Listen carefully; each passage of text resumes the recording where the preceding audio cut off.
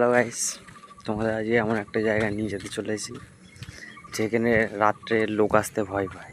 কেন পায় সেটা আমি তোমাকে দেখাবো আজকে। চলো।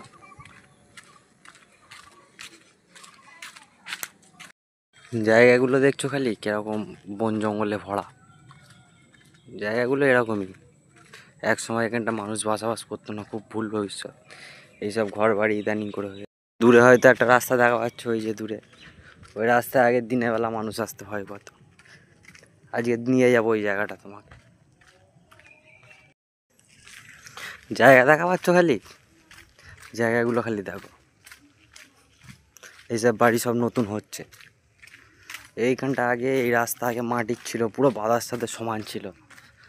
ইদানিং করে এই রাস্তাটা ঢালাই হলো, মানুষ আসে খুব কম এই রাস্তায়। সন্ধে হলে মানুষের আনাগোনা কম হয়ে যায় এই রাস্তাটায়।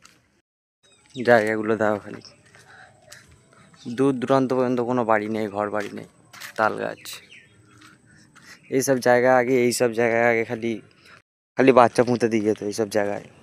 এইসব জায়গা বাচ্চা জন্মালে যেসব বাচ্চা মারা যেত সঙ্গে সঙ্গে এইসব জায়গা সব। রাস্তাটা দেখো খালি, এইসব রাস্তা মানুষের আনাগোনা খুব কম।